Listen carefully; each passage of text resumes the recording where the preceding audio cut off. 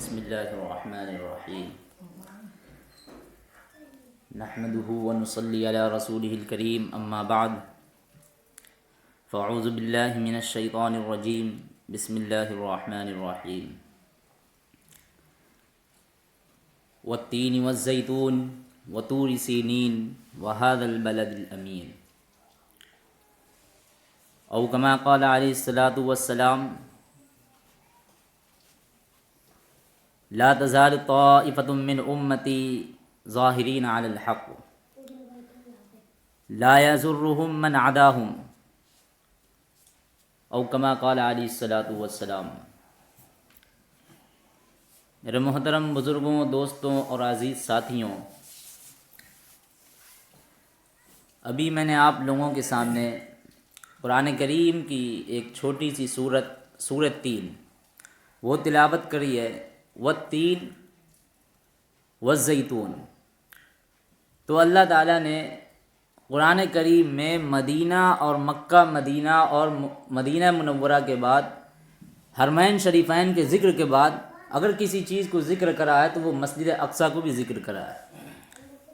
اللہ تعالیٰ کا جیسے ارشاد ہے، والتین انجیر کی قسم، والزیتون زیتون کی قسم، وطور سینین اور طور سینا کے پہاڑ کی قسم، وہذا البلد الامین اور اس امن و امان والے شہر کی قسم۔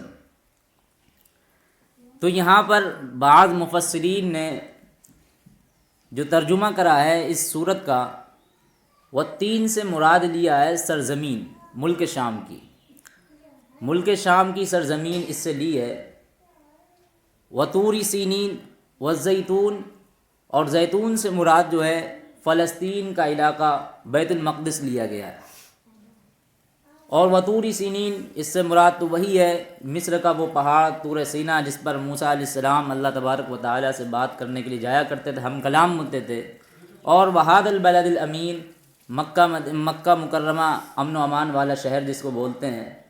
تو اللہ تعالیٰ نے اتنی اس کی اہمیت دی ہے کہ مدینہ منورہ کے بعد اگر ذکر کرا ہے تو وہ بیت المقدس کو بھی نہیں بھولے ہیں۔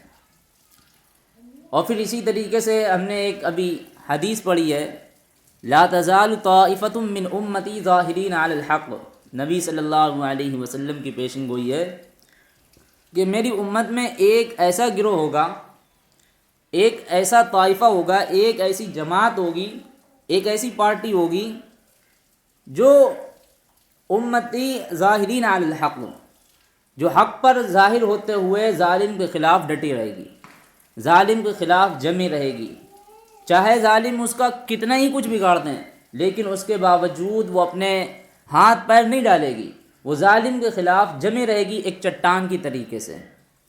پھر بتایا لا یضرهم من عداهم، اور جو ان کی مخالفت کرے گا وہ ان کا کچھ بگاڑ بھی نہیں پائے گا۔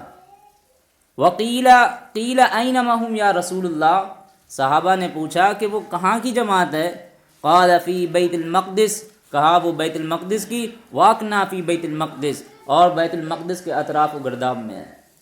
تو آج وہی جماعت ظالم کے خلاف ڈٹی ہوئی ہے اور لڑ رہی ہے، اور کس طریقے سے تباہی ہے اور کس طریقے سے وہ ساری چیزیں ہمارے اور آنکھوں کے سامنے سب چیزیں ایک ایک دکھ رہی ہیں، لیکن وہ جو حدیث ہے وہ حدیث کس طریقے سے ان لوگوں کے اوپر نظر آ رہی بالکل صاف صاف کہ جو ہے وہ اتنا کچھ ہونے کے باوجود بھی، پورا شہر ملبوں میں دبنے کے بعد بھی، اور اتنی موتیں اور اموات ہونے کے باوجود بھی ان کے ابھی حوصلے پست نہیں ہوئے ہیں، وہ اب بھی ڈٹے ہوئے ہیں اور اب بھی لڑنے کے لیے تیار ہیں۔ ان کے اتنا کچھ ہونے کے باوجود بھی ایک قبرستان میں بدل گیا ہو لیکن پھر بھی ان کے حوصلے نہیں پست ہوئے۔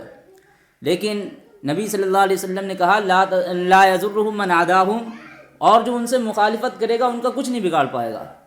تو آج اصل میں بات یہی ہے کہ ہم میں سے بعض لوگ ایسے ہیں جو یہاں سے کچھ پڑھے لکھے ہوتے ہیں یا وہاں پہنچ جاتے ہیں مکہ مدینہ میں، کچھ اسی طریقے سے اہل حدیث ٹائپ کے جو لوگ ہوتے ہیں وہاں پہنچ جاتے ہیں، اور پہنچ جانے کے بعد اس طریقے سے باتیں کرتے ہیں۔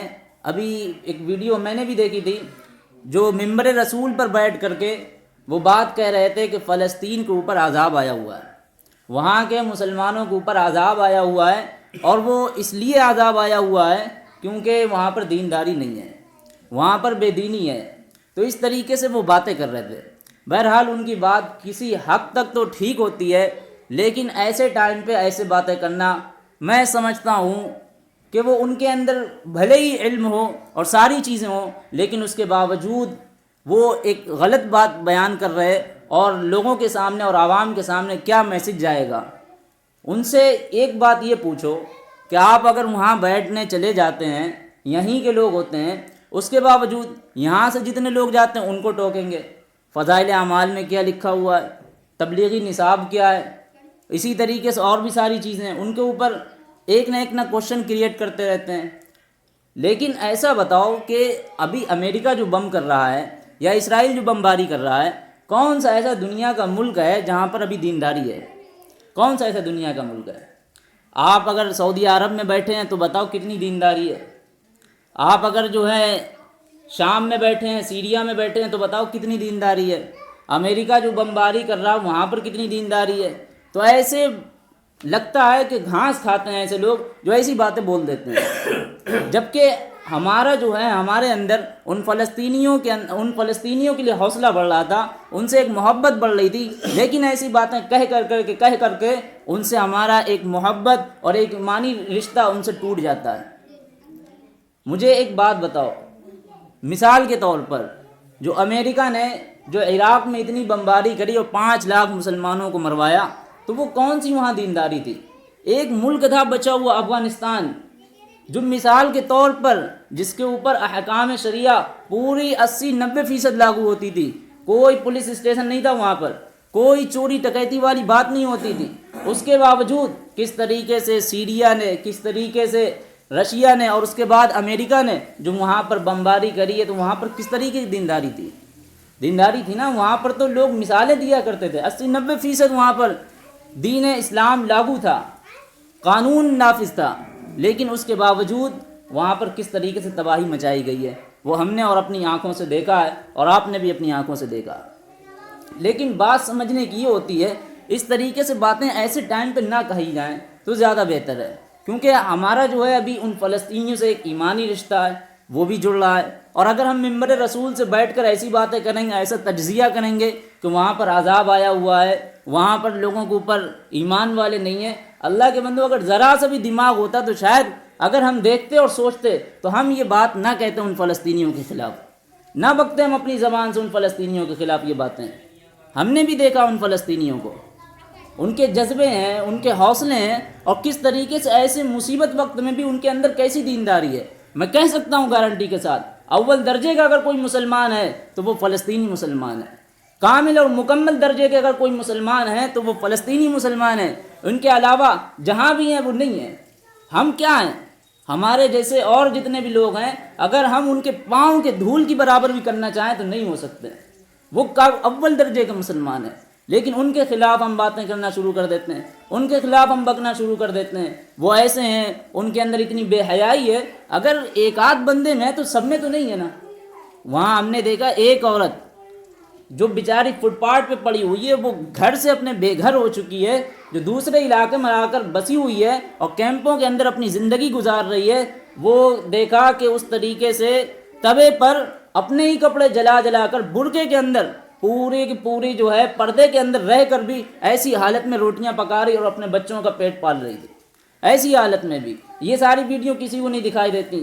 ایک فلسطینی ماں بہن کہہ رہی تھی کہ جب ہم رات میں سوتے ہیں تو ایسے وقت میں ہم اپنے چہرے کو ڈھک لیتے ہیں، مجھے پتہ نہیں ہے کہ صبح ہم زندہ رہیں گے یا نہیں رہیں گے، رات میں ہمارے اوپر پتہ نہیں کیا پہاڑ توڑے جائیں گے اور کیسی بمباری ہوگی، اور میری لاش کہیں ایسا نہ ہو کہ بے پردہ ملے لوگوں کو۔ اتنی دینداری ہے وہاں، لیکن اس کے باوجود ہم بکنا شروع کر دیتے ہیں اور بولنا شروع کر دیتے ہیں کہ جناب وہاں اتنی دینداری نہیں ہے۔ دینداری نہیں ہے تو پھر کیسے ان کے اندر اتنی ہمت آئی ہے؟ یہ ہمت بھی جبھی آئی جب ان کے اندر اتنی دینداری ہے، ورنہ سارے کے سارے لوگ پڑے ہوئے ہیں اور بیان بازیاں سب لوگ اپنی اپنی باتیں تو کر ہی رہے ہیں، لیکن کوئی اس سے فائدہ حاصل نہیں ہو رہا ہے۔ بات کہنے کی یہ ہے، لا یضرهم من عاداهم، اللہ کے رسول نے صاف صاف بتایا تھا کہ ان کی چاہے جتنی مخالفت کرے کوئی، اس کا کچھ بگاڑ نہیں پائیں گے۔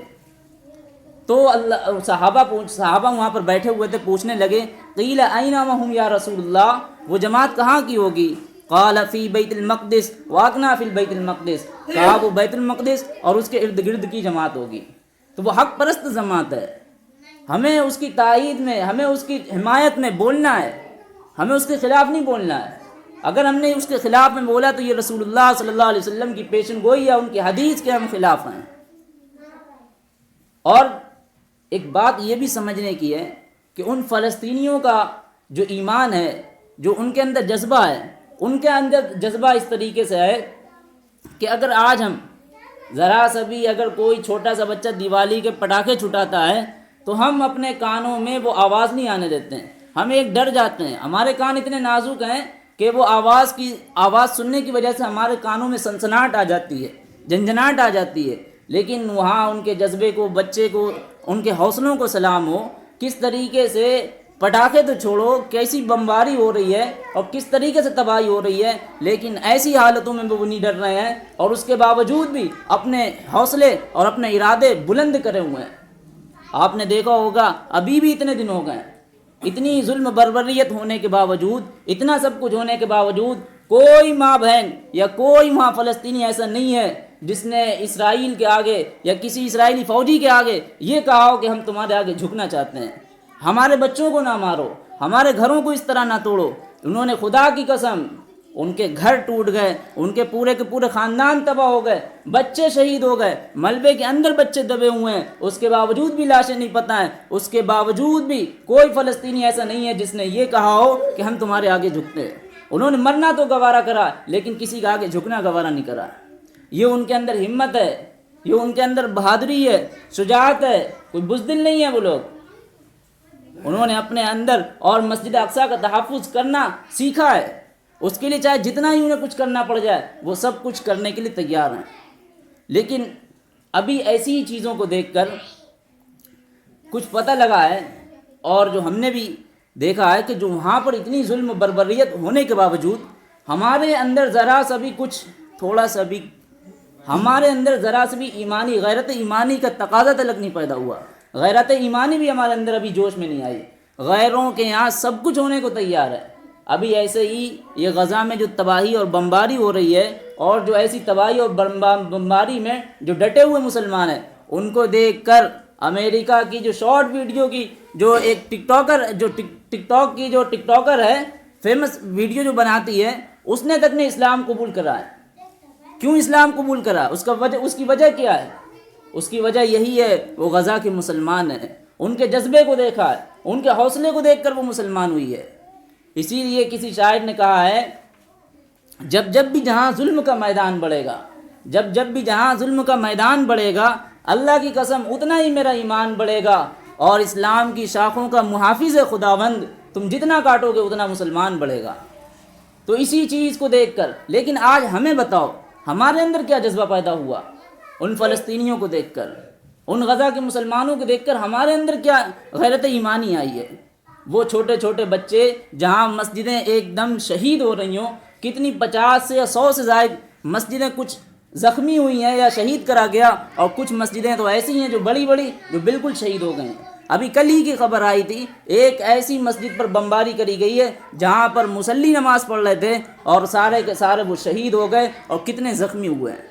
ایسی حالتوں میں بھی وہ نماز پڑھ رہے ہیں، ایسی حالتوں میں بھی سب کچھ ہے ان کے پاس، لیکن ہمارے پاس ساری سہولتیں ہونے کے باوجود، سارا سب کچھ ہونے کے باوجود، ہم عیش و عشرت میں اتنے پڑھنے کے باوجود، یاد رکھو ایک تاریخ میں ہم لوگوں کو بھی یاد رکھا جائے گا، تاریخ میں ہم لوگوں کو بھی یاد رکھا جائے گا کہ ایک دن ایسا آیا تھا کہ وہ جب فلسطینی مر رہے تھے، وہ فلسطینی، ان کے بچے، ان کے سارا کا سارا خاندان ختم ہو رہا تھا، ان کو گھروں سے بے گھر کرا گیا، لیکن ایسے ہی کچھ ایسے مسلمان تھے جو صرف اور صرف ورلڈ کپ دیکھنے میں لگے ہوئے تھے، ورلڈ کپ کے میچ کو دیکھ رہے تھے کہ کون جیتے گا کون نہیں جیتے گا۔ یاد رکھو وہ تاریخ ہمیں کبھی بھلا نہیں پائے گی، وہ تاریخ میں یہ بھی یاد رکھا جائے گا۔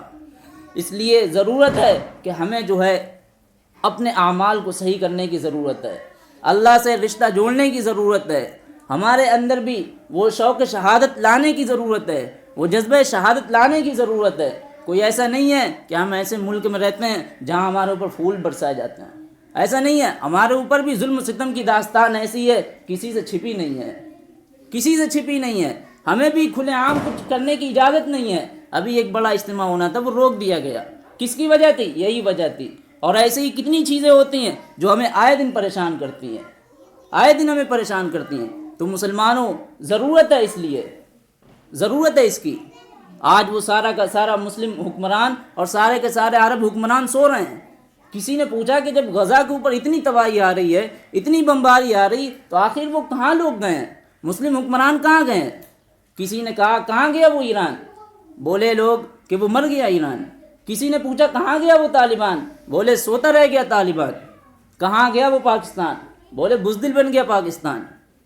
اور پوچھا کہاں گیا وہ طیب اردگان؟ کہہ رہے کچھ کام نہ آیا طیب اردگان. پھر بولے اس کے بعد کہ آخر ہوا تو کیا ہوا؟ کیا کرا عربستان نے؟ کیا کرا؟ تو کہا سارا کا سارا دن عیاشیاں کرتا رہا عربستان. اور پھر آخر ہوا کیا؟ کہا لٹتا رہا فلسطین اور مرتے رہے وہاں کے مسلمان، اور ہم دیکھتے رہے ورلڈ کپ کے ہندوستان کے مسلمان. یہ حالت ہے ہماری. تو اس لیے اللہ تعالیٰ سے دعا بھی کرا کرو ان فلسطینیوں کے لیے. بہت زیادہ دعا کرنے کی ضرورت ہے. اور ساتھ ہی ساتھ میں جو ہمیں کام بتائے گئے تھے کہ ہمارا کام یہ ہے کہ ہم زیادہ سے زیادہ اسرائیلی جو پروڈکٹ ہیں ان کا خوب زیادہ سے زیادہ بائیکاٹ کرنا ہے، بہت زیادہ بائیکاٹ کرنا. یہ ہماری ایک اشد ضرورت ہے، کیونکہ جو بھی دشمن ہوتے ہیں، جو دشمن کے پاس طاقت آتی ہے کسی بھی ملک کے پاس، تو یاد رکھو اس کی معاشی طاقت سے ہی وجہ سے وہ کسی کے اوپر قابض ہونے کی جرت ہوتی ہے اس کے اندر.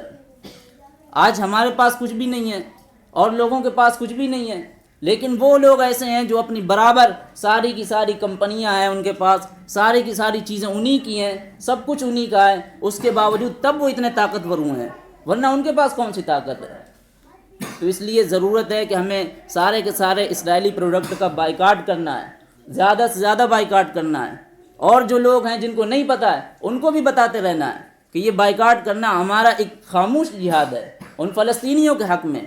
کیونکہ ہم جو خریدیں گے، ہم جو ان کے اور چیزیں استعمال کریں گے. آج کل شادیاں آ رہی ہیں، شادیوں میں لوگ زیادہ تر جو ہے مال سے کپڑا خریدتے ہیں. اور جانتے ہو وہ مال کا کون آدمی ہوتا ہے؟ وہ یہی ہوتا ہے کہ سود پہ تھوڑے سے پیسے لیے، بینک سے تھوڑے سے پیسے لیے اور ایک بڑا سا مال بنایا اور ایک بزنس کریٹ کر دیا. اور جانتے ہو یہ سود بیاج کا کام کون کرتے ہیں؟ یہ وہی یہودی کرتے ہیں. یہ وہی انہی کا ہی بینکنگ سسٹم ہے، انہی کا ہی بنایا ہوا ہے. تو سارے پیسے ان کو جاتے ہیں اور ہم جو ہے خوب آرام سے کپڑے خریدتے ہیں اور ہمیں پتہ بھی نہیں ہوتا کہ ہم ہی سب سے بڑے ظالم ہیں. ہم جو کپڑے خرید رہے ہیں، یاد رکھو وہ کپڑے کون خرید رہا؟ ہم کپڑے خرید رہے ہیں، وہ ان کو فائدہ پہنچ رہا اور وہ اسی فائدے سے ایک فلسطینی کے حق میں گولی داغی جا رہی ہے. تو اس لیے ضرورت ہے کہ ہمیں مال سے یا کسی اور بھی ایسی چیزوں سے جہاں ہمیں شک ہو وہاں سے کپڑا نہ خرید کر کے، ایک چھوٹی سی دکان ہے وہاں سے ہم کپڑا خرید لیں. ہو سکتا ہے وہ کسی کے باپ کی دکان ہوگی جو پرانی باپ داداؤں سے چلتی چلی آ رہی ہوگی، اس کا فائدہ ہو جائے گا. تو اللہ تعالیٰ سے دعا ہے کہ اللہ تعالیٰ ہم لوگوں کو کہنے سننے سے زیادہ عمل کرنے کی توفیق